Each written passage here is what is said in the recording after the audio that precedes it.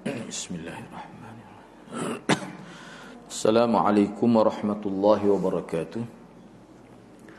Alhamdulillahi rabbil alamin. Wassalatu wassalamu ala asyrafil anbiya wal mursalin. Nahmaduhu wa nasta'inuhu wa nastaghfiruh. Wa na'udzu billahi min shururi anfusina wa min sayyiati a'malina. Man yahdihillahu fala mudilla lahu ومن يضلل فلا هادي له رب اشرح لي صدري ويسر لي أمري واحلل عقدة من لساني يفقه قولي أما بعد. Alhamdulillah, bersyukur kepada Allah Subhanahu Wa Taala kerana dapat bersama pada malam ini. InsyaAllah pada malam ini saya akan sambung perbincangan fiqh doa dan zikir pada muka surat 116, yang mana perbincangan masih lagi berkait dengan perkara yang ke-15, iaitu keutamaan ayat kursi, surah Al-Ikhlas dan juga surah-surah lain. Cuba tengok di situ ya, berada di peringkat berikut tak apalah, saya baca dulu berada di peringkat berikut dari hadis-hadis di atas dengan tingkat kesahihan yang lebih rendah adalah hadis tentang idza zulzilatil ard, yang dikatakan fadilatnya menyamai setengah Al-Quran. Maksud dia begini, kalau kita dah bincang sebelum ni hadis-hadis sahih berkenaan dengan kelebihan surah. Dia selain daripada hadis-hadis itu, dia ada pula hadis-hadis yang rendah status dia, yang tidak sahih, sehingga ia maudhu' pada. Misalnya kelebihan idza zulzilatil ard, sehingga dikatakan menyamai setengah Al-Quran. Mana kau baca 2 kali jadi seperti sebuah Al-Quran. Hadis qul ya ayyuhal kafirun menyamai 1/4 Al-Quran. Ini tidak sahih, rendah sangat dia punya status dia.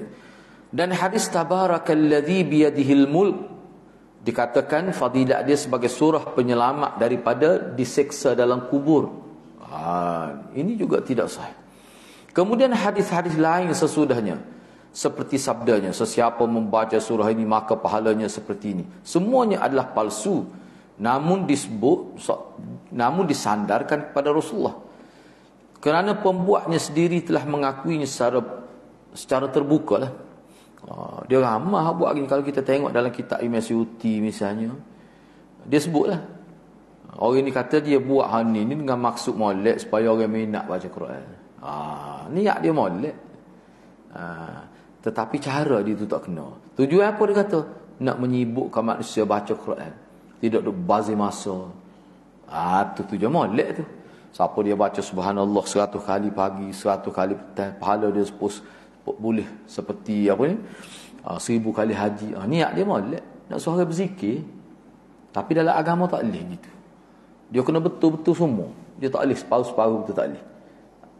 Dan dalam bab ni kita tak bincang tentang niat manusia, kita bincang tentang kaifiat dia, perbuatan zahir dia tu. Tak boleh gitu macam-macam lah.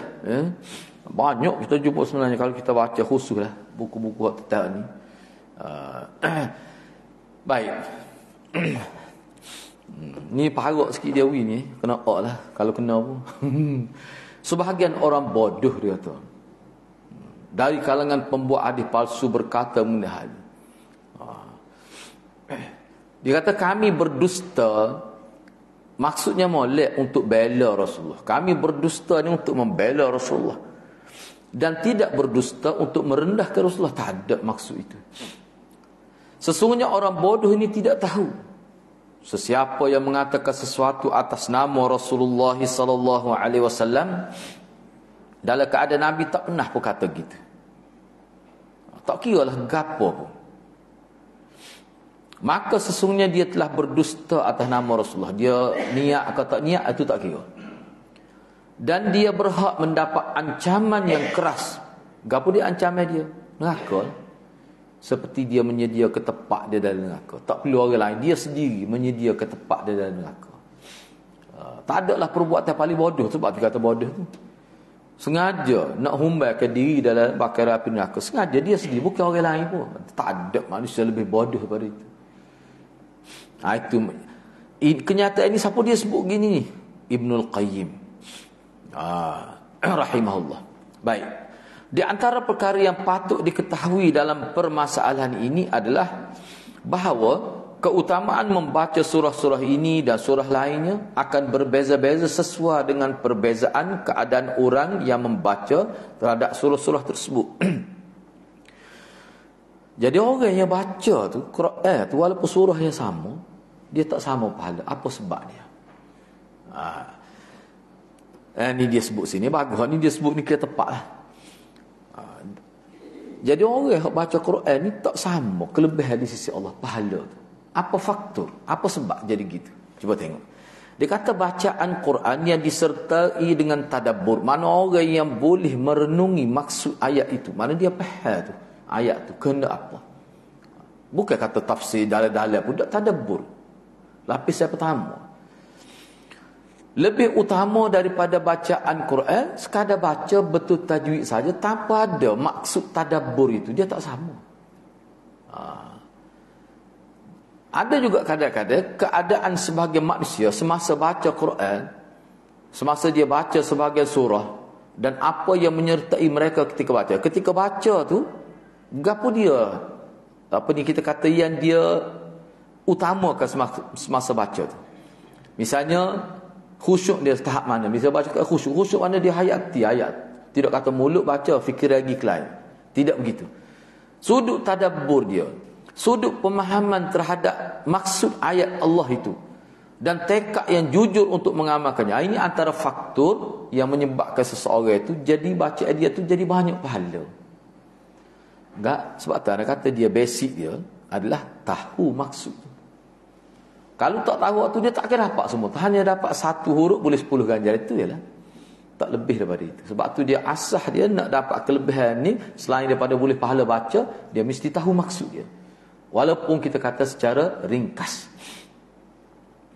Lebih baik dan utama dari keadaan selain mereka yang tidak seperti itu. Jadi kalau orang lain baca walaupun lancar kita kata betul tajwid, tapi dia tak faham apa satu maksud, tidak akan lebih baik daripada orang yang erti.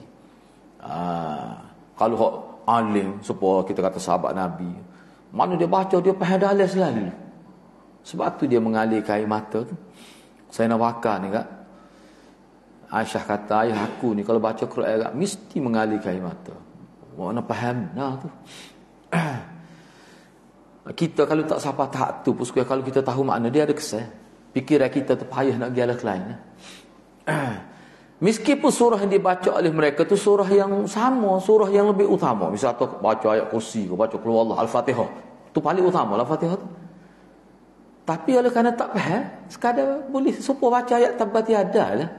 Engkau tak faham juga tu pun. Sekadar boleh pahala satu huruf 10 ganjar gitu saja. Tu. Walaupun surah tu setinggi Fatihah. Kenapa begitu? Kerana dia gagal memahami maksud ayat. Bahkan seseorang manusia boleh jadi berbeza-beza keadaan dia. Kadang-kadang seorang itu mengerjakan satu amalan yang lebih rendah keutamaan, tapi dapat pahala banyak daripada orang lain. Walaupun orang lain itu mengamalkan amalan yang besar. Sebab apa tu? Sebab tak kena cara. Tak kena cara. Hal inilah yang dimaksudkan oleh ulama tidur orang alim. Kan sebut tak? Lebih itu daripada ibadat orang jahil itu. Apa tu? Cara tu. Sehingga amalan itu lebih utama baginya dibandingkan dengan amalan-amalan yang lain. Meskipun amalan itu statusnya lebih utama daripada dia buat kawan ni buat amalan kecil tapi dengan kefahaman. Orang ni buat amalan besar tapi tidak dengan disertakan dengan kefahaman. Dia beza tu. Sebab tu disebut awal tadi. Kalau kita perhatikan amal ibadat dalam agama ni dia bergantung kepada seseorang itu. Syekhul Islam Ibn Taymiyah berkata, dikata dahulu ada sebahagian syekh meruqyah dengan membaca qul huwallahu ahad.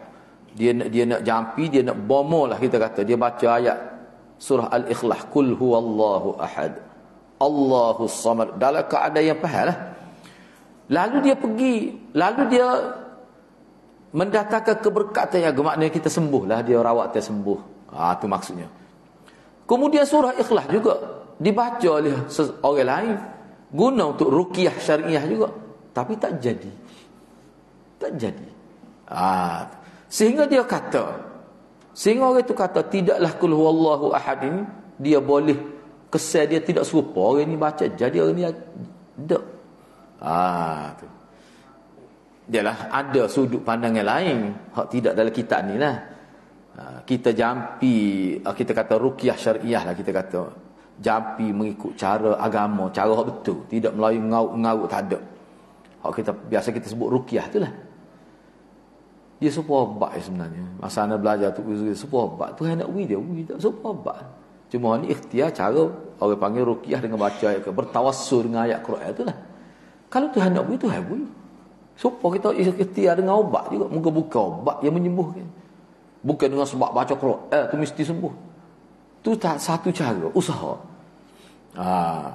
Kan katalah tak sembuh pun dia tetap boleh pahala. Kalau cara kita betul. Cuba bayangkan kalau buat rawatan dengan cara tak betul, lepas tu tak sembuh pula. Rugi, tak ada untung pun. Tapi kalau kita melalui cara rawatan yang betul, sama ada cara sepeta ke, tapi dengan cara yang betul. Kalau tak sembuh pun dia boleh pahala. Bahkan pahala tu sampai disediakan syurga. Tu kena faham kau itu. Sebab apa begitu? Kerana pengaruh bacaan. Orang yang tahu maksud, dia ada pengaruh, ada kesan. Tapi kalau tak ada pemahaman tu, tak tahu buat buta, kita kata maksud ayat dia baca, nak ada kesan ke mana? Kalau ada pun tak serupa dengan orang yang tahu. Setengah orang kita tengok, kalau kita tengok mak-mak kita kapung bila baca Quran tajwid betul, baca Quran, dia ada kesan juga. Jadi sedih, lepas tu jadi teringat kepada kebaikan, motivasi buat kebaikan, sekadar tu. Tapi kalau orang tu lebih mendalam pemahaman dia semasa baca, maka kesan kepada jiwa dia lebih besar lagi. Hak tu semua ulama kita terima tu. Walaupun hak dibaca tu hanya satu surah yang sama, jadi perbezaan itu dia merujuk pada faktor hati seorang itu, khusyuk ke tidak macam baca Quran. Begitu juga dari sudut kejujuran. Ini berkait dengan hati nurani manusia. Kalau dia jujur ni dia dengan Allah, kita tak tahu pun. Keikhlasan, tadabbur dia, mana pemahaman makna walaupun secara lapisan pertama, keyakinan terhadap apa yang dibaca kerana dia faham ayat itu, juga motivasi dan khusyuk. Ini semuanya akan dapat pada orang yang memahami ayat yang dibaca. Sebab tu gimana lah kita kalau baca Quran banyak tapi tak ada usaha nak memahami ayat, itu satu kerugian besar. Kena ada usaha lah. Ada usaha. Hanya kepada Allah lah kita berharap supaya Allah beri taufik kepada kita dan kepada kamu semualah untuk merealisasikan hal itu dan melaksanakannya dengan baik. Allah Subhanahu Wa Taala sematalah yang kita minta taufik, kebaikan, hidayah dan sebagainya. Baik, habislah perkara yang 15 itu kena dengan beberapa surah, kelebihan beberapa surah. Sekarang ni kita masuk pula. Ini perbincangan ini dari sudut kesedaran ni. Sikap pertengahan orang yang ahli Al-Quran. Ahli Quran ni kena ingat, maksud ahli Quran ni bukan dia mengajar tajwid itu saja, tidak. Maksud ahli Quran ni dia lebih daripada mengajar tajwid. Mana dia ni orang panggil bui tumpuan kepada Quran. Tafsir Quran, tadabbur dan sebagainya. Dia caw kau tu buat kajian tentang Quran. Orang itu dia akan jadi ada sifat wasatiyah, kesan daripada Quran tu. Bukan main, kesan daripada Quran. Mana kita nak mengajar-ngajar hadis pun jangan tinggal Quran tu. Sebab dia tak boleh pisah dua tu. Dia mesti digabungkan. Baik, cuba kita tengok di sini. Mana sikap pertengahan para ahli Al-Quran. Sudah berlalu kita bincang dah sebelum ni bahawa zikir yang terbaik dan paling utama tak boleh lawan Al-Quran yang mulia ni. Ni mesut ditekan dalam kitab Al-Itqan fi Ulumil Quran. Tak ada dia kata. Siapa dia baca zikir Nabi ajar, tinggal Quran tak kena. Silap tu. Dari segi teknikal tu silap. Baca hak Nabi tu molek dah. Tapi siapa tinggal Quran tu tak kena. Dia mesti kena pelebih Quran. Sebab itulah ulama kata hak Nabi ajar zikir ke apa maksud daripada Nabi, hak tu tambah sebagai pemangkin. Bukan asah. Hak asahnya Quran tu. Tu. Jadi kehendaknya dia kita baca sekali, baca lebih Quran. Lepas tu hak tu sebagai tambahan. Baik. Telah berlalu, kita bincang juga dah sebelum ni, bahawa keutamaan orang yang bawa Quran. Kena ingatlah ni, bila kata pengemban ni, mana orang yang bawa Quran ni, ahli Quran ni, bukan semata-mata ngajar tajwid, bukan semata-mata. Kalau waktu saja tu tak sapat hak ni. Mereka itu orang yang hidup dengan Quran, mengajar Quran dan sebagainya. Kena faham lah, jangan silap faham pula kata orang tu, katakanlah dia memang tahap dia hanya sekadar untuk tajwid saja. Dia tetap boleh juga kelebihan. Sebab nak sebut guru anak tu lah. Sehingga tertutup kelemahan dia. Dia ni ada kelemahan dia lah. Tapi itu bukan jenayah, bukan jahat. Dia kedekut hangit. Dia ada penyakit tu. Memang kedekut luar biasa. Tapi kita tak nampak tu. Kita ke dia. Kalau kita telitah dia kedekut gini-gini pun kita dia buat apa peranan dia. Jasa dia besar. Puluhan tahun sampai mati mengajar Quran. Tak saya ambil duit. Siapa kadang-kadang kita wui nasib buku dia. Dia ngepek pula nasib buku dia tu. Dah wui piti tak sih. Dia kaya dah tu. Ada jenis orang gitu. Jadi kalau dia ada kedekut harta dia. Jadi kita kata waktu kecil nak banding dengan jasa dia. Oh dia mengajar. Ani ingat dia mati umur 80 lebih kot. Ayah anak kata dia mengajar ni masa muda. Dia start mengajar Quran lah. Tu. Patu sumber pendapat tadinya ada kelebihan lain tu Hawi. Kalau anak sebut kelebihan ni boleh agak, tapi ni hak molek tak apa sebab ni hak molek dia. Dia ni antara kelebihan dia dan dia dapat duit tu patu dia pada dia orang kaya. Gapo dia? Allah beri kemahiran dia ni. Dia boleh rawat orang kena patuk ular tu dalam masa beberapa minit jadi tawar dia punya apa dia panggil? Bisol. Kecuali memang orang tahu dan takdir Allah SWT mujulah kita Allah rezeki gitu. Duk tengah ngaji-ngaji mari orang kena patuk kau ular. Orang nebel pokok. Pokok coba sangat. Tak boleh nak tidur, bulu dia geliat depan lah. Ayah ni. Dia suka kata ular tegak. Pelik apa dia tu. InsyaAllah dia kata disebut itu dia pun minta air. Dia jampi sebut baca tahu baca ke dia. Tanya tak ayat dia tak sah tak sesuai dengan dia tu. Dia kata gitu. Kita minta tahu ilmu tak salah. Kata mu ngaji hadis lah kok mu gitu. Tak sesuai. Dia baca mu dah. Sialan depan dah. Dia tanya ke mana masuk? Tak ada dah tak air sejuk dah. Boleh bangun kelik lagi. Kok duduk gelapar geliat depan. Tak sampai 5 minit. Dia buat lagu mana? Dia baca, tak tahu dia baca ke dia. Dia suka baca minum, lepas tu dia pun minum mulut dia mu, dia baca puk dia sembuh lah. Dia panggil tafallut, dia panggil. Kena tu dia. Anak tengok tak ada pun seminit gitu ya. Kau itu pun suka ni. Anak kata jolok sakit dia ni. Sakit song bekok sangat dia. Dia mari pun dengan hak guru dia saragi, dengan pakaian hijau duk belhayu duk nebak pokok. Kena ular tak tahu lagu apa dia. Anak kata pelik sungguh ilmu Datuk ni. Sehingga pihak USM nak ambil dia letak. Kalau takut lah memang pihak hospital nak ambil dia bagi. Dia tak sih. Nak bagi rumah dia. Itu kelebihan dia. Tu Hawi. Lepas tu dia wui ke anak dia. Dia tolong ke anak dia. Ilmu tu. Anak dia meninggal dunia Ustaz Al-Khari tu. Anak ni tak tahu. Boleh lah tu. Mengaji hadis dah dia tu. Tu pelik. Anak tengok dia gitu. Kita tak tahu ngaji. Lepas tu kawin telik sama balik ngaji. Anak kelik anak royak kaya. Anak kata memang dia terkenal. Sebab tu orang panggil dia tutup orang mula. Tapi dia baca Quran dia kata. Cuma aku mungkin ada amalan lain rasa tu. Tapi dia tak sebut cakap minta. Lepas tu anak pergi khusus tidak dengan ikut nak minta tu. Tu ayah royak lah. Dia kata, tak boleh dia tu. Tak layak mu dia tu. Mu ngaji hadis dah dia tu. Tu nak ayat bagi Jadi dia ngajar Quran pergi berpuluh tahun. Jadi kalau ada lah kelemahan sikit orang tak tengok tu biasa tu. Tak tahu. Kelebihan dia tu tutup tu hak kekurangan dia tu. Sebab sahabat Nabi ada kedekut Nabi sebut. Ni kedekut sikit ni tapi dia pergi perang fisabilillah kedekut pun. Dia tidak korak, tidak rasuah kedekut tu harta dia. Kira-kira kelemahan diri tapi Nabi kata dia pergi perang. Kebaikan dia cukup banyak. Fikir mik lah nak nikah dia. Tapi dia kedekut. Macam ada lalu. Kena sejak lalu minda tu tak. Tapi kelebihan dia cukup banyak. Jadi perkara gitu dia berlaku kepada manusia. Supaya leh ni anda ingat siapa hari ni. Mana kita ngaji siapa habis hotel. Nak bayar tak sih. Mana dia tu jenis gitu. Kalau ada sedikit kekurangan dia, itu sebagai manusia. Tapi kekurangan kita berat pada dia rasanya. Berat pada dia. Waktu Maulana kata gilah ngaji dengan dia. Tersebut cara lah kekurangnya dia tu. Sebab dia ni ada kelebihan tu hewi pada dia. Siapa anak murid Maulana lain siapa habis ngaji warah pun habis khatam warah. Tu kita kena ingat gitu manusia. Sebab tu ulama kata sahabat Nabi ni ada kekurangan, hak ni kekurangan dia. Sudah ada hak backing Nabi ni pada sahabat Nabi. Ada. Tapi benda tu jadi kecil, jadi tutup. Apa tu? Jasa dia besar. Sebab tu ada cerah. Sahabat Nabi cerah belanda. Saya nak wakaf cerah. Kita kena faham. Jadi perceraian itu tidaklah kata makna orang itu jadi tak molek kerana cerai. Sebab perceraian itu salah satu jalan keluar daripada masalah keluarga. Baik. Cuba kita tengok lagi. Sebab anak sebut Ailah tu walaupun sebut nama sebab benda ni kebaikan.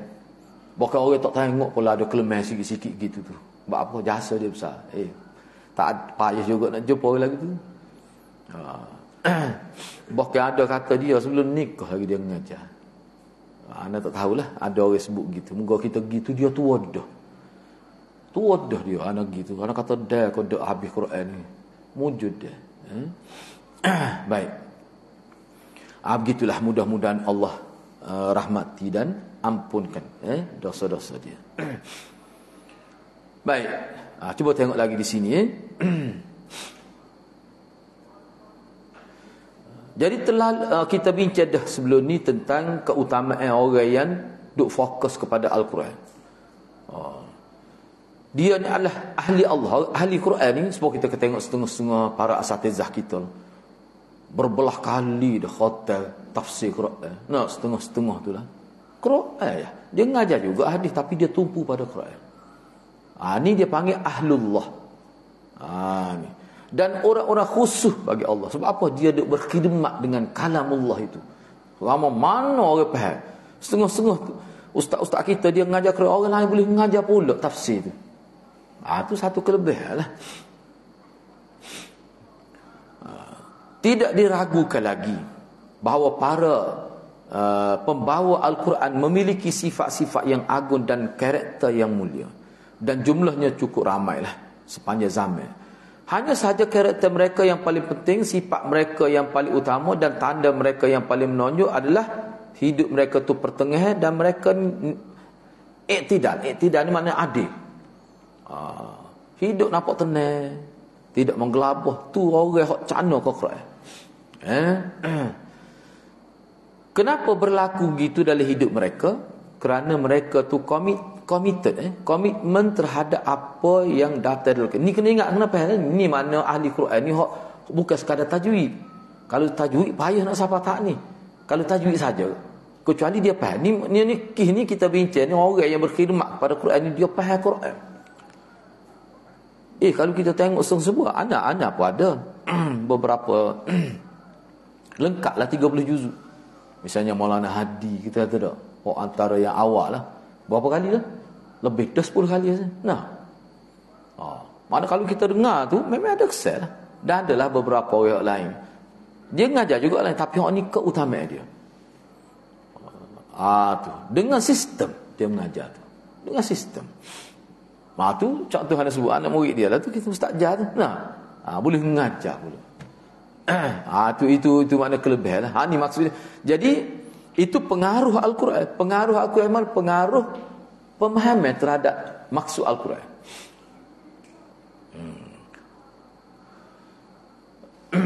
Jadi orang yang committed, mempunyai komitmen yang tinggi terhadap pemahaman Al-Quran dan mengajar pula, dia akan ada satu nilai dia panggil. Ni anak terjemah berdasar pada harap dia. Dia sebut sini dalam serta berhenti pada batas-batasnya. Maknanya dia tidak akan langgar larangan Quran. Dia tak akan langgar. Dia tak akan langgar larangan syariat. Apa? Sebab dia hidup dengan Quran. Maknanya orang begini adalah orang yang sudah ada satu qiyam dia panggil. Yusuf Qaradawi kata ada qiyam, ada nilai. Nilai adalah hati dia tu orang tak nampak. Tapi dia hidup, dia nampak relate. Tak terlibat langsung. Kita kata dengan dosa-dosa besar, zahir-zahir.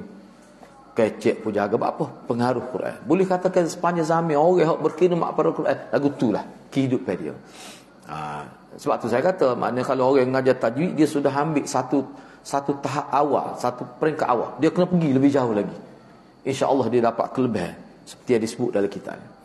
Baik, Allah Subhanahu wa taala berfirman, "Wa kadzalika ja'alnakum ummatan wasata litakunu syuhada'a 'alan nas wa yakuna ar-rasulu 'alaikum syahida." Demikianlah kami jadikan kamu umat pertengahan. Umat pertengahan ni mana umat yang seimbang. Kena ingatlah pertengahan ni kalau nak tanda situ mana umat yang terdidik dengan sunnah. Tu mana pertengahan. Agar mereka menjadi saksi atas manusia. Dia menjadi saksi. Hak ni pun dia ada perbincangan, ada hadis. Mana umat Nabi menjadi saksi pada orang ni baik, dia jadi saksi. Maknanya diberi keutamaan, kelebihan sehingga boleh jadi saksi dalam mahkamah Allah, bukan mahkamah dunia. Dan Rasulullah menjadi saksi atas kalian kamu. Rasulullah jadi saksi. Dahlah umat dia jadi saksi. Maknanya kemuliaan yang Allah berikan pada umat Nabi Muhammad. Kalau Is Ibn Abi Salih kata, kita dapat kemuliaan itu kerana Nabi kita dapat kemuliaan itu. Pak kita pun boleh. Ketika Allah Subhanahu wa taala menjadikan umat ini, kita ni semua ni sebagai umat Muhammad sallallahu alaihi wasallam yang dijuluki dengan ummatan wasata, yakni yang terbaik, yang adil. Adil di sini makna bertindak dengan sederhana, bertindak dengan adil, sikap yang betul. Itu makna adil di sini. Maka Allah mengkhususkannya dengan syariat yang paling sempurna, manhaj yang paling benar, dan mazhab yang paling jelas. Mazhab sini mana aliran. Allah Subhanahu wa taala menjadikan kitabnya yang nyata, yang terang sebagai petunjuk kepada yang lebih betul, yang lebih lurus, mengajak kepada bimbingan yang lebih baik dan lebih bijak. Aqwam tu makna lebih bijak, lebih cemerlang. Seperti mana firman Allah Subhanahu wa taala. Ni kalau orang ikut Quran sungguh. Inna hadzal Quran yahdi lillati hiya aqwam wa yubashshirul mu'minina alladhina ya'maluna as-salihat anna lahum ajran kabira. Sesungguhnya Al-Quran ini memberi petunjuk atau membimbing manusia kepada jalan yang lebih lurus dan memberi berita gembira, yakni syurga bagi orang-orang mukmin yang mengerjakan amal-amal salih. Gapo dia? Bahawa mereka akan dapat ganjaran yang lebih besar, lebih banyak, lebih besar daripada hak dia buat. Jadi syurga tak ada ganjaran lebih tu daripada tu. Padahal kita buat amal ni kadang-kadang 30 tahun. Dan nak sapa kau balik tu tak tahu gapo tu. Kada 30 tahun pak tu ya, tapi bolehnya dia nikmatnya kekal sampai bila-bila. Tak ada ajaran kabira lebih pada itu. Jadi aqwam ni lah sebenarnya aqwam ni. Aqwam ni maknanya jadi cemerlang, lebih bijak. Sebab tu orang yang betul-betul ngaji ke tak? Ngaji Quran sungguh tak kira lah dia ceburi bidang mana untuk profesional kehidupan dia tu tak. Tapi dia tumpu Quran. Kita boleh tengok pengalaman Anas di daripada mula-mula ngaji yang Maulana. Bukan seorang lah, ramai jugalah. Dia ni siang hari kerja biasa sebenarnya, tapi malam kak pergi ngaji. Ada siapa seorang staf ISM mana tak sebut nama lah. Dia ngaji sains daripada sekolah kan, sains siapa dekat pergi berkhidmat di ISM, tapi hari Jumaat hari Sabtu dia pergi pondok dengan siapa dia boleh baca kitab. Siapa Maulana kata tengok. Boleh bertemu baca kitab padahalnya buat tempat lainnya, tapi istiqamah dia. Dia pergi ngaji yang Maulana. Misalnya hari Sabtu kita duduk ngaji, dia masuk lah minta Maulana beri dia masuk. Kadang-kadang tanya kita tak boleh jawab, tangan dia boleh jawab, wah nak sokong kita no. Tapi sebab dia ngaji lama lah, dia ngaji lama pada kita lah. Tapi nak yang dengan masa dia sedikit, tapi istiqamah dia boleh, memang dia boleh baca kitab. Dan selepas tu bila dia habis ngaji yang Maulana tu, dia yakin, dia berhenti, dia mengajar di madrasah. Boleh pada hadiahnya lepas mengaji sains boleh. Tu. Ilmu ni bila Tuhan nak uji tidaklah mana pun. Cuma dia nak kita bersungguh gitu. Padahal kita kata waktu dia sikit benar dia, tapi istiqamah dia. Dan pernah belajar dengan dia. Kita nak teh, muka dia kira senior lah, kita kira kita kata okey. Kita baca suruh dia betul. Kita mula-mula ngaji. Dia boleh betul, dia ayat gini.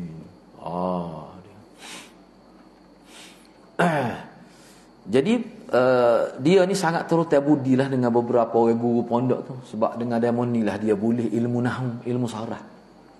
Lepas tu dia kembali pula dengan Maulana, dengan beberapa ustaz lain. Rajin dia. Bahkan pernah sekali anak nak ikut dia, kata abang ngaji mana, kata. Dia kata mari lah, cuti 2 hari minggu ni kan, dia jahajak pergi. Dia tak ada nak gelar, dia pergi situ ke sini. Tahu banyak ngaji. Ngapa ekoh dia ngaji orang ni, ustaz repeng, orang ni. Dia buat. Terakhir sekali dia boleh baca kitab. Dia Maulana sebut betul dia baca kitab. Maulana kata begitu. Baik, cuba kita tengok lagi sini. Allah Subhanahu Wa Taala tidak menurunkan Al-Quran ini untuk menyusahkan manusia. Tak ada sebab ayat Quran menyusahkan kita. Ajaran Al-Quran tak ada sebab pun menyusahkan kita. Bahkan dia mengajar kita hidup dengan cara yang bijaksana. Akan tetapi Allah menurunkan Al-Quran untuk kebahagiaan yang tidak ada langsung kesengsaraan sesudahnya. Makna hidup di dunia ni kita dalam keadaan tenang, hari akhirat dapat kelebihan yang lebih besar. Dengan Quran berlaku. Tak mungkin manusia dapat kebahagiaan di hari akhirat kalau bukan kerana Quran. Tak mungkin. Dan untuk memberi petunjuk yang tidak ada kesesatan sesudahnya. Seperti mana Allah berfirman, Taha, ma anzalna alaikal Qur'ana litashqa illa tadhkiratan liman yakhsha tanzilan mimman khalaqal arda was samawati al-ula ar-rahmanu 'alal 'arsy istawa. Taha. Itu ayat pertama tu. Jangan dibaca. Taha, Allahu akbar, rukuk lalu. Nah. Jangan dibuat gitu. Sebab dia tengok oleh pekos tak apa. Ulama kata sayat tak apa dah. Dia pun gomor ni. Taha, lepas tu ma anzalna alaikal Qur'ana suka. Kau tu rakaat kedua. Oh kalau hang ni 20 rakaat ke mai tarawih penuh masjid ni. Jadi makna semua surat tu sesat 20 rakaat. 20 tu. Jangan kita bawa gitu. Kejut juga dulu malah nak kata Nabi tak pernah buat gitu. Pekos kata tak apa ya, bukan kata molek. Ada pelajar kita juga. Lepas tu pecah rahsia tu. Dia tak tahu malah dia kata sedap mai tarawih malam. Dia baca gini cepat sungguh. Kalau kata baca ke dia Taha dia tu. Lepas tu rokok lalu. Kata jangan buat gitu, tidak sunnah. Buat gitu tu. Boleh tu boleh. Tak ada Nabi buat gitu. Kecuali sunat buruk. Tu mungkin. Sunat buruk. Kalau baca panjang jadi lagu lain. Jadi tashqa. Tu tak apa. Tu. Cuba kita tengok ya. Taha. Tidaklah kami menurunkan Al-Quran atasmu untuk membuat kamu sengsara. Litashqa. Bukan untuk. Tak ada sebab Al-Quran ni, ajaran Al-Quran ni menyusahkan manusia. Melainkan peringatan bagi orang yang takut.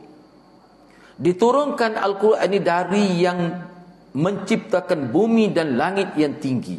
Yaitu Tuhan Ar-Rahman yang bersemayam di atas arash. Bersemayam di atas arash. Tu. Kita tak bicara ayat tu bersemayam atas arash tu, kita tidak nak bicara tu. Waktu ngaji lama dah. Pakai pak tua tak faham lagi tu. Para ahli tafsir telah menyebutkan sebab turun ayat-ayat ini bahawa ketika Allah Subhanahu Wa Taala menurunkan Al-Quran kepada Rasulnya, lalu beliau SAW dan para sahabatnya melaksanakan dengan sebaik-baiknya, maka orang musyrik kata, tidakkah Al-Quran ini diturunkan kepada Muhammad kecuali untuk membuat mereka jadi sengsara?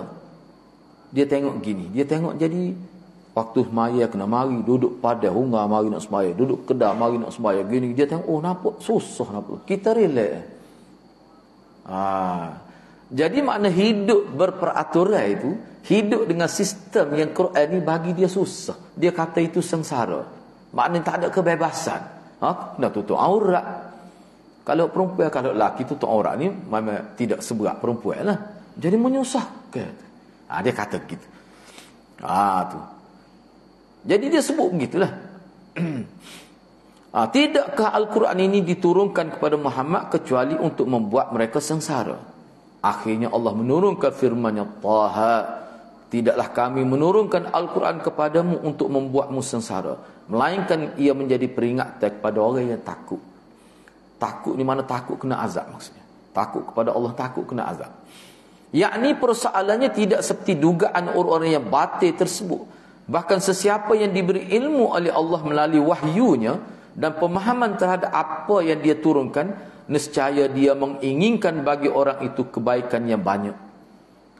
Tu. Mana orang terdidik pemikiran dengan Quran, itulah contoh yang mana Allah nak beri kebaikan yang banyak pada orang itu. Sebanyak mana kebaikan tu? Sampai hari akhirat boleh syurga. Tu nak ayat banyak.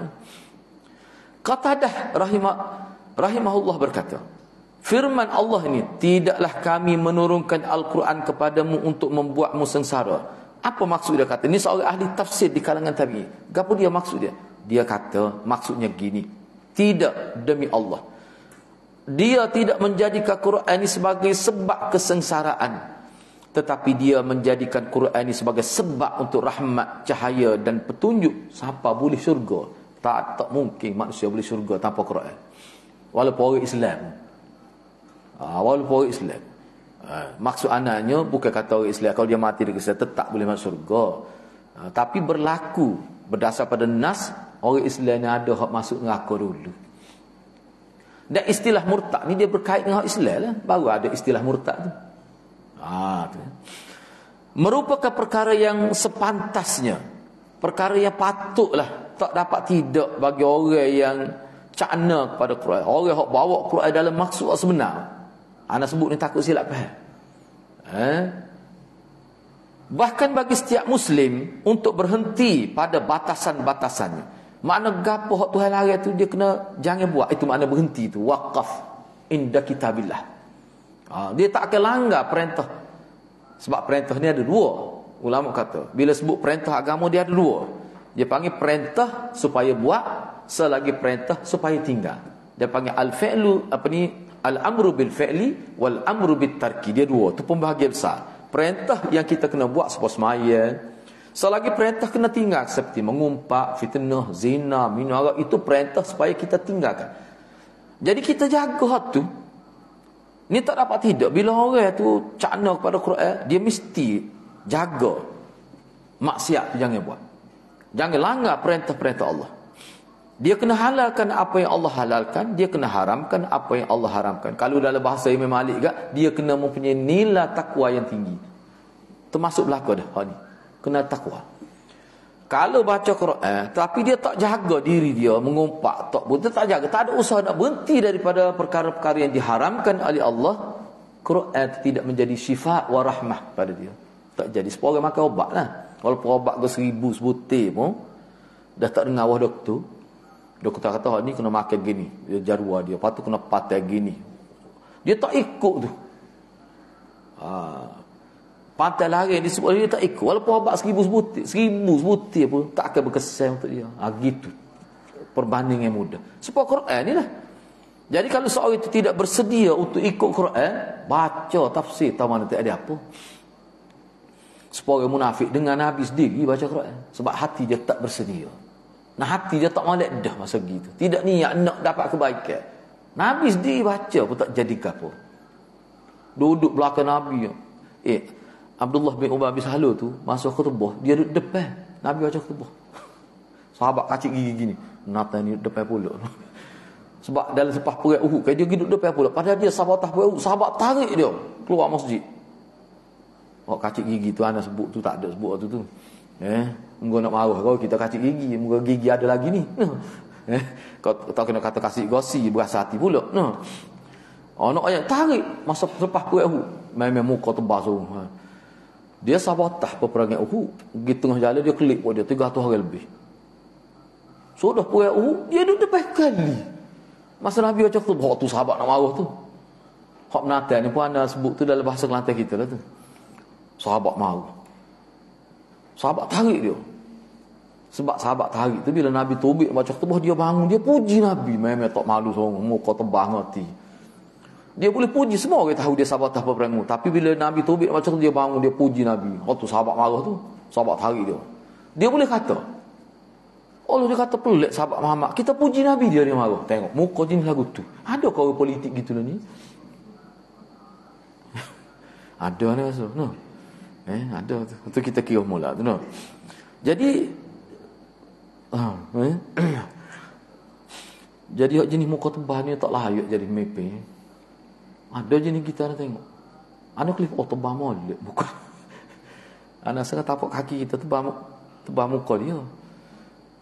Kalau baca sejarah Allah berubah kita ini kepala, patutlah Dia ni katakan asfali minan nar, duduk neraka paling bawah, hak kafir tidak sebawah tu duduk. Berat dia. Apa? Pura-pura. Siapa mati hidup berpura-pura? Boleh hidup dengan pura-pura gitu. Apa? Sebab dia rosak teruk, jiwa dia rosak teruk. Fi qulubihim marad fazadahumullahu marad. Dahlah ada penyakit, Allah tindak pula penyakit-penyakit yang banyak. Akhir sekali hati tidak berfungsi lagi. Sebab itulah ulama kata orang munafik ni hati dia hati yang telah mati. Na'udzubillah min zalik. Baik, cuba kita tengok lagi di sini. Tidak melampaui, baik berlebih-lebihan atau mengabaikan. Melampaui di sini maknanya dia panggil ifrat dan tafrid. Misalnya kalau buat baik pun, misalnya contoh kalau baca Quran pun melampau sehingga jadi membeban ke dia. Kalau puasa pun melampau, tidak gitu. Ataupun mengabaikan, tak puasa tu, tak baca Quran tu mengabaikan. Dua perkara, tak, dia kena wasatiyah, pertengah. Kan Nabi kata ke orang buat ibadat lebih pada hak dia ajar, binasa gitu. Walaupun ibadat. Sebab hak dia, hak Nabi buat setakat mana. Jangan buat lebih. Sebab Nabi ni orang paling bertakwa. Hak dia buat itulah kehendak Tuhan yang sebenar. Jadi kena tahulah. Itu panduan kita ni. Jangan kita rasa nak buat lebih. Lebih tu maksud lebih pada Nabi. Tak boleh. Gapo-gapo pun. Atau menguranginya dengan sikap meremehkan dan melalaikan. Siapa tak baca ke tu tak boleh lah. Meremehkan Quran. Bahkan hendaknya menempuh sikap pertengahan. Tadilah wasatiyah. Sebab tu Nabi kata baca Quran kalau ngantuk tidur. Kalau buat sejemu berhenti. Buat benda lain pula. Abu Daud meriwayatkan dalam kitab sunannya dan Imam Baihaqi dalam kitab Syu'abul Iman dia dari Abu Musa. Ini riwayat dia pada Abu Musa al-Asy'ari radhiyallahu an. Beliau berkata, Rasulullah sallallahu alaihi wasallam telah bersabda, "Inna min ijlalillah ikrama dzisy syaibah al-muslim wa hamilil Qur'an ghairil ghalifi walal jafi'an wa dzis sultan al-muqsid."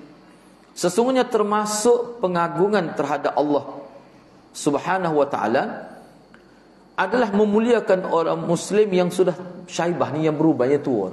Mana kita hormat kepada orang Islam yang tua. Sebab apa? Mudah ya ulama kata gini, tua ni syaibah memang tua, yang tua benar lah. Bukan berubah. Berubah tak mesti tua. Kadang-kadang 50 tu habis ring dah berubah dah. Dah ni tua berubah. Mana tua benar. Sebab tu kalau nak terjemah kat syaibah ni, mana tua bangka lah. Mana tua sungguh tu. Mana nak tapa orang tak boleh tu. Tu mudah faham. Kita hormat pada dia. Bapa kena hormat tu. Padahal semua orang Islam kena hormat. Dia boleh jaga keimannya dia Islam siapa tua. Dan kita doa supaya dia mati dalam keadaan Muslim dan mukmin. Tu satu kehormatan. Jadi kalau orang buat gitu, tu termasuk dalam ijlalullah, memuliakan Allah, mengagungkan Allah. Tu yang kedua. Dan seseorang itu memuliakan hamilil Quran, memuliakan pembawa Al-Quran yang tidak berlebihan dan tidak pula melalaikan. Maknanya orang yang bawa Quran tepat mengikut cara sahabat. Itu maksud. Itu mudah faham. Bawa Quran tepat seperti yang Nabi ajar. Kalau kita tengok setengah-setengah orang tu bila dia uti tajwid ke, duk kritik orang macam. Allah tu iman ni tak kena. Saat dia 3 tinggal dengung. Waktu hidup hati-hati lah maya. Anak nak sebut gini yang mudah. Boleh dikatakan anak jarang nak jumpa tu iman salah ni hak orang panggil kesalahan besar. Tak ada. Hampir tak ada. Sehingga kesalahan tu walaupun ada, sebab dia kalau kita perhatikan Quran ni dak hak merubah makna ni, kalau tak ada dia panggil mak asli tu. Hak tu baru rubah. Kalau mak hak lebih pada hak asli tu pak ne, hak tu dia tidak merubah makna hak tu. Hak merubah makna ni jadi tak ada mak, tak ada langsung. Orang panggil mak asli, hak tu berubah makna. So yang keduanya bukan sifat huruf, makhraj huruf. Ha jadi ha, kalimah-kalimah tertentu. Tu pun ulama kata sebab dia baca, dia tak faham, dia tak sengaja, tak dikira dosa besar lagi. Jadi maknanya orang jadi tu imam sebenarnya kalau dia baca kesalahan dia tu masih dimaafkan lagi. Sebab tu Nabi Tidak suruh kita duk perhati tajwid tu imam. Tak kena gitu. Sebenarnya bacalah kitab mana ulama sebut gitu. Dan kalau tu imam ni kesalahan besar sungguh, tak payah perhati. Tak payah perhati. Dengar tahun lalu. Dengar tahun lalu. Ada hak berat ni pun, anak tak pergi pakai ni masjid tu. Dia baca ayat pun. Baca ayat ke dia ni. Wadduha. Dia kayak wadduha dia. Wadduha wal laili idza naharaqa dia baca. Habis surah tu. Anak kata lagu mana tu imam? Ataupun wasyamsi waduhaha. Kita ingat tu dah habis surah. Habis surah tu. Dia baca gitu belaka. Kat ujung tu, tengah tu, sebelum tu, Anak pergi, anak kata pelik tu imam ni. Sudah maya tu dah. Maya kita tanya tu, ini tu imam Urawati dak tu imam tua tu, pengurusi masjid. Wah, nak baca Quran lagu tu. Dia kata larat dah, dia kata betul. Betul. Anak kata betul. Warna lagu tu, tu tak payah mikir, dia tahu selalu salah tu. Lepas tu batal ke tak tu? Tak. Sebab apa? Sebab dia tidak merubah makna pun, tapi cacat berat tu. Sebab dia jadi tambah panjang. Talih. Kukuk mana pun tak boleh itu imam, tapi tidak sampai jadi tak sah semaya. Ulama kita bercermat. Sebab apa? Sebab itu kesalahan tidak menyebabkan jadi berubah makna, cuma cacat segi baca. Tapi kalau nak kira tak boleh jadi imam dah, tapi sah lagi. Sebab tu lepas tu timbul isu, jadi kita pun adalah cara dia, kaedah dia, ada kaedah dia. Dia kena pihak berautoriti panggil. Akhir sekali dia dimasuk ke dalam kelas tajwid. Kelas tajwid baru betul. Sebab hak ana lemah je sebab dia ngajar Quran. Hak tu yang kita paling pelik lagu mana ngajar Quran lagu ni? Ana tak puas hati lagu Quran lagi pula. Dia baca hak lain, hak jenis panjang gitu. Dia panggil apa? Bertemu tu dia panggil sama-sama mak asli, bertemu dua direct mak asli sodah. Dia baca tu lepas lalu. Berat nanya. Tu tak dia jadi imam. Sah walaupun sah. Tak boleh. Kena wihak lah. Gegek. Kesal dia ke dia? Bila orang kata separuh tak ada makmum. Orang tak pergi. Benda-benda lagu tu. Baik. Jadi kalau kita tak perhati, kalau kesalahan jelas gitu, tak payah perhati pun orang boleh tahu. Hak sepatut kita kena perhatinya masa waktu imam baca Quran itu ialah menghayati bacaan dia tu. Sebab tu dia nak hayat lagu mana tak tahu buta makna. Tu kerugian besar. Tak apalah hayati Quran semata-mata, tak apa dah. Secara tajwid kata ikutlah kita hayati, ikuti pengen. Tak tahu apa satu makna. Payah sebenarnya nak khusyuk orang tak tahu makna. Baik. Wadhis sultanil muqsid, dan kita kena hormat. Dia terjemahnya pemilik kekuasaan, maknanya pemerintah. Kita kena hormat pemerintah yang adil. Pemerintah yang adil. Tak kira lah siapa dia tu asalkan dia tu pemimpin yang adil dan dia tu naik menjadi pemimpin dengan cara yang sah, maka kena hormat. Kena hormat. Baru dan tiga perbuatan ni gapo dia? Hormat orang Islam yang sudah tua, siapa berubah dah. Hormat pada orang yang hidup dia duk khidmat pada Quran, kita hormat pada pemimpin yang adil. Itu perbuatan kita tu adalah dikira kita memuliakan Allah, mengagungkan Allah. Sebab tu kena berhati-hati. Anak tengoklah dia punya nilai budi dalam ajaran Ahlussunnah wal Jamaah ni. Bab pemimpin ni dia agak sensitif sikit. Kena berhati-hati. Walaupun kita tak kenal dia ada buat, sebab tu Nabi kata selagi kalau dia ada kezaliman lagi tidak melakukan kufran bawah, kalau kita tak setuju pun tetap kena hormat. Tak setuju tu hal lain, boleh tak setuju tak salah. Hormat ni maksudnya jangan kutuk, jangan hina, siapa tuduh macam-macam. Sumpah seranah kita kata ni mak dia pelacur, ada siapa kata begitu. Sama Islam tu tak boleh. Kalau jumpa dia kena hormat walaupun kita tak setuju dengan dia. Kecuali dia melakukan kufran bawah tu lagi. Ana baca banyak dekat kenapa dimasukkan di bawah furu' akidah? Bak taat pemimpin. Kata prinsip Ahlussunnah wal Jamaah. Bak apa tu? Sebabnya dia pemimpin ni kalau sekiranya dia rasa semua kuasa. Jadi makna kita kena doa, buat baik tu makna doa. Hormat kepada dia. Kadang-kadang manusia ni dia kalah dengan akhlak ya. Bila orang hormat dia mari mikir, orang hormat kat aku. Mana kalau dia ada buat salah pun dia jadi mari mikir.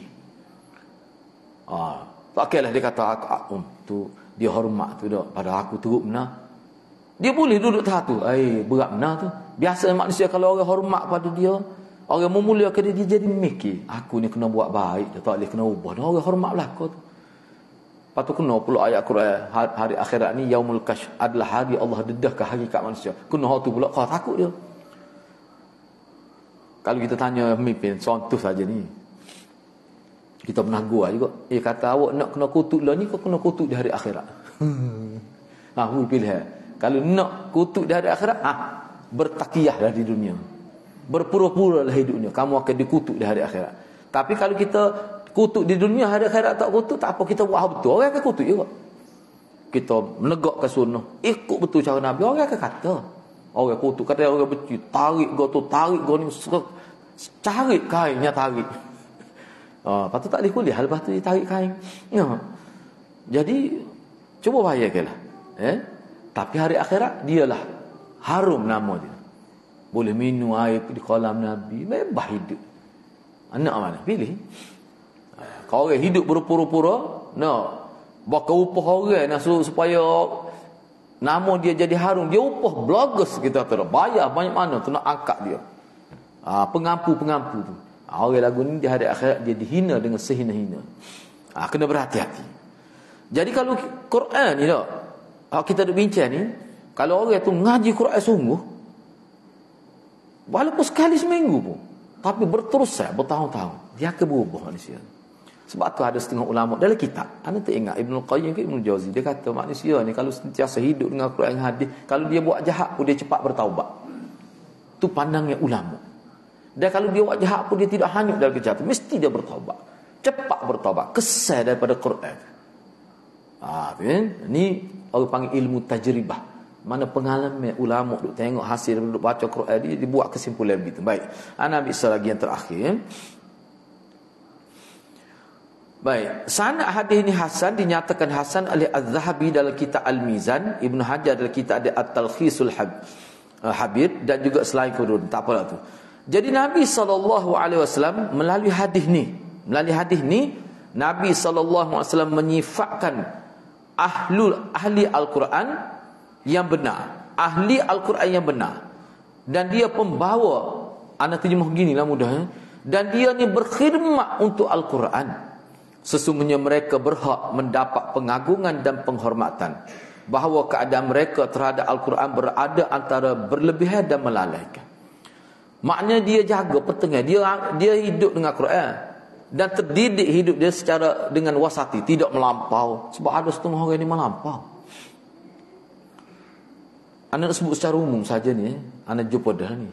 Anak kata siapa anak Ustaz Nasim mikir, lagu mana ni? Ada berlaku lah ni sebut secara umum ni. Lama terletah pula siapa-siapa no. Jangan terletah lah. Dia ni ngajar tafsir. Tapi kalau dia kata kat orang ni bapak munafikin, dia wi. Dia kata kau tutup guru, ada setengah dia tak berlagu. Ni dia kata ni bapak musyrikin dia sebut. Dia tak sedar dia sedang mengkafirkan orang. Siapa kita ilik palu anak Ustaz Nasir kata parut ni sini kata ni. Parut ni sini lagu ni. Apa jadi gitu? Sepatut tak jadi gitu kalau berkhidmat dengan Quran. Beratlah, teruklah. Sehingga kita pun lepas tu tak sih mendekati dia. Tu kena ingat. Ada tak kena tu. Sebab kalau kita baca dalam kitab, ada setengah ulama dulu. Sebab tu ulama memperingatkan, ada berlaku pada ulama yang satu ketika sangat harum namun dia kadang-kadang kata-kata dia tu dia ambil masuk dalam kitab. Tapi oleh kerana dia kuat sangat kutuk orang, Allah hina dia. Siapa ada setengah tu berzina di hujung usia. Ada berlaku gitu. Aku sekali orang terkejut, rupanya dia ni setengah. Jadi bila ulama bincang, bahkan sebut nama setengah tu. Dia kutuk orang berat benar. Macam-macam dia kata. Akhir sekali Allah hina dia. Sebab tutup gua nama-nama dia kata kita kena jaga mulut. Orang ngaji Quran, ngaji hadis kena jaga mulut. Jangan mudah kata kau orang. Sebab kadang-kadang Allah hina atas dunia. Itulah antara. Anda tak sebut nama lah. Sebab nama dia molek sangat. Akhir sekali dia jadi berzina di akhir usia dia. Siapa tahu tu? Tu. Banyak lagi lah keburukan dia. Hak jenis sifat-sifat hak buruk ni. Misalnya kau tengok anak dara jadi jenis gitu. Itu satu kehinaan kepada orang tua. Halingnya. Kira lah. Salah satu sebabnya apa? Mudah tuduh orang. Mudah tuduh orang apa? Ini pakai tuduh. Berikan tuduh yang pelik-pelik lah. Gelaran yang pelik-pelik. Sebab tu kena berhati-hati. Kadang-kadang kita tengok dalam kehidupan kita ni pun ada jenis orang sikit tuduh orang. Kadang-kadang Allah hina juga. Kena berhati-hati. Tama-tama kalau hina ulama. No. Baik. Jadi diceritakan pula, dikhabarkan, ni maknanya diceritakan pula menghormati mereka, yakni yang memiliki sifat-sifat seperti di atas, termasuk mengagungkan Allah. Maknanya kalau kita muliakan ahli Quran, seperti kita agungkan Allah, seperti kita muliakan Allah. Itu tahap dia, pahala, kelebihan tu. Sebab saat ni anak ayat ni ada hak perempuan di kampung Tok Kenali sebelum nikah lagi mengajar Quran. Ini pun percuma juga. Ini perempuan tadi kita tak payah tu lelaki, kita ada anak perempuan mati tu dah dekat dia gitu. Cuma dia 5 hari sebelum dia meninggal tu tak boleh mengajar sebab dia jadi nyanyuk lah. Tapi orang ni tak tahu anak murid dia sama mana. Tak ambil duit dia kot. Sebab tu lelaki dia ada pitidah. Dia tak ambil. Dia pindah rumah sini, duduk sini, tetap dia akan buat ruangnya untuk Quran. Doktor yang pada gingas kadang-kadang setengah orang tu bayarkanlah dia dah. Anda tengok orang ni nak pergi kerja tu apa pun nak singgah ngaji dia panggil mau haji Quran dia panggil. Tak kenal apa kena gitu. Pergi kerja awal tengok ngaji Quran dengan dia dulu.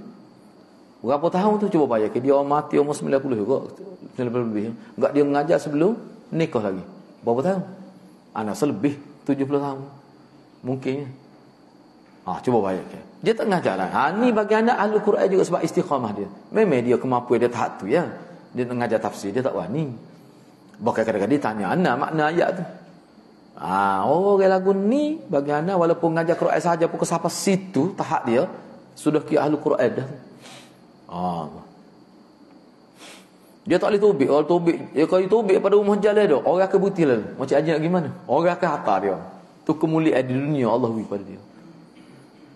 Sebab tu kalau dia tubik mesti orang ambil. Orang kenal dia. Macam aja nak gimana? Kita hantar. Tu kelebihan. Atas dunia tu nampak dah. Allah muliakan dia.